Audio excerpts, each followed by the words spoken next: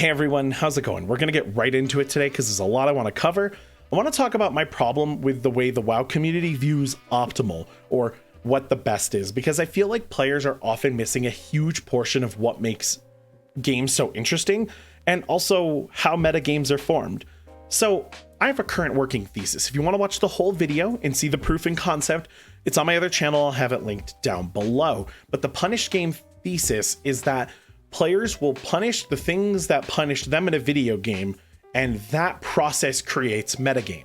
So what becomes meta or the best is typically formed because strategies were effective. A great single player version of this is in Mario Brothers. If you just run to the right, you die to a Goomba. But if you learn to use the jump button, you can run to the right, jump over the Goomba, and that ends up clearing the obstacle, which progresses you towards the goal. If you end up getting to the goal, you go to the next level, and that's how you beat the game. The metagame of Mario is to run and jump over obstacles and make it to the goal under the time limit. Woohoo! If you don't agree with me, you're probably wrong. But let's talk about World of Warcraft. The objective here is a little more loose. If you watched Folding Ideas, Why It's Rude to Suck at World of Warcraft, you probably understand instrumental play, but the idea is that we're kind of setting the goals for ourselves. A good example of this is Race to World First. The Race to World First is what guild can clear the Mythic difficulty raid as fast as possible. And first, right? Who can do it first? And this is an entire process of 2 weeks of gearing and grinding and running dungeons and running the raid on normal and heroic to get as much gear as possible to go in and try to clear as fast as you can against other teams doing the same thing. The goal here is to be the fastest in the world, to be the first team to clear the final boss of Mythic. That's a crazy challenge, and it has very specific requirements. So the optimization there, especially when under geared and not having access to the full breadth of your power, I guess, you need to find every solution to milk as much damage as possible. But what if you're heroic raiding right now, getting ready for Mythic with your own guild? Well, the goalpost is a lot lower than Race to World First. You guys are more geared. You probably had stuff in the vault. The guides for all of the fights are out if you want to do some research. Everything is available to the players. They're going to have an easier time of it, but it also means more options are now viable. They might not need to run meta classes and meta setups because the punish game is a lot looser when the requirements of doing it the fastest, the quickest at this insanely low gear score are all on the table. So when we talk about Mythic Plus, the same thing applies. You need to clear trash, you need to clear bosses, and you need to do it under time. If you're trying to get Keystone Master or Keystone Hero or even top 0.1%, that's the typical trend you have to follow, whatever gets you to that goal. And there's a lot of ways to that goal. You don't have to touch a single damage button if you don't want to as a Holy Priest, and you could probably get all the way to Keystone Hero. Yeah, I bet all 20s is possible as a Holy Priest that never touches a damage button. I would argue it might get a little hard towards the higher end keys because damage ends up becoming a massive part of making certain timers work, but realistically, I bet it's more than possible. Similarly, a minimal healing build that does a lot of damage probably also works, but finding out what minimum healing is going to require a lot of trial and error. But there's just a lot of different classes and specializations and ways to play those specializations that will all end up making it to those various goalposts. So when somebody tells me I'm wrong for not taking Ysera's Blessing, or incorrect for using Life Mender, or why are you using Living Flame to heal, then I have a problem. And it's not so much about the comments, and there's some people down there with some really scholarly discussion going on, people comparing ideas and notes and stuff. And I love that stuff. It's magical. It all helps us be better players because it provides perspective to different styles of play. The punish game also works in a way where if I play the game one way and some random viewer of mine plays the game an entirely different way, we're going to approach problems differently. And then when we meet in the middle and we talk about how we both handle that situation, we end up gaining information and insight. Maybe we actually do it the same way with different abilities, or maybe it's super hard for me, but not so hard for them. And then they share what they do. And then I find a way to do that my own way. And this just helps us get better. So why do I get so frustrated when people tell me I'm wrong for not taking Ysera's? Because they're wrong for telling me that. Am I still meeting the goalpost? Am I still meeting the checks? Am I wrong for going for more damage and less healing? Well, Not if it's not a problem. If I'm not losing runs to heal checks, and I'm saving time in the dungeon by doing damage, right? Which is a hard metric to track, but if I do 10% of the damage on every single pull on average, that's a lot of damage. And if that shaves 10, 15 seconds off each pull, imagine how many minutes you save by the end of the dungeon. Is that more worth it than healing? Hard to tell. It's all meta because as long as it clears that goalpost, then it's obviously working to some degree.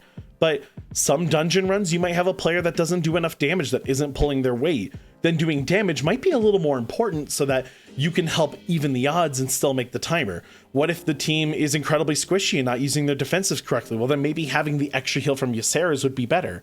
But do I know that going into a dungeon? Not really. So you kind of have to make a bet on your playstyle. But the playstyle is so important here because it changes the way that we tackle things. I've tried Ysera's. I actually love the talent. I think it's super cool. I just like the versatility of not using it and having more damage and healing through other means. It's not better necessarily, but it does what I want better. And that's why it's the best build in the world, because it's made for me. And until that has a problem, well, then I don't need to change it. But I still have tried Ysera's Blessing because goddamn, it puts in so much work. I really love the way that talent feels when I need that much healing.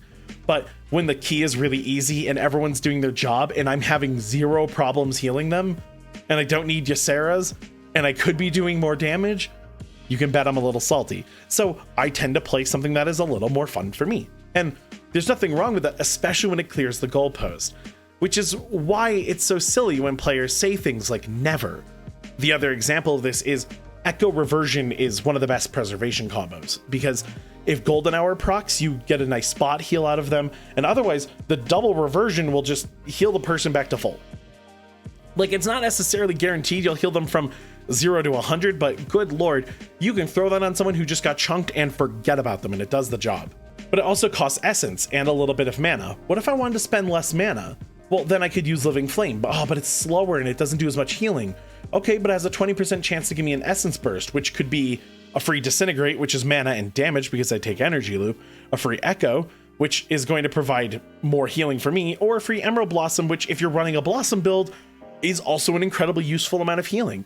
If I have a chance to be really efficient and use Living Flame instead of Echo Reversion, knowing that I might need more resources in a few moments, and I don't want to waste my Echoes, is it wrong for me to use Living Flame?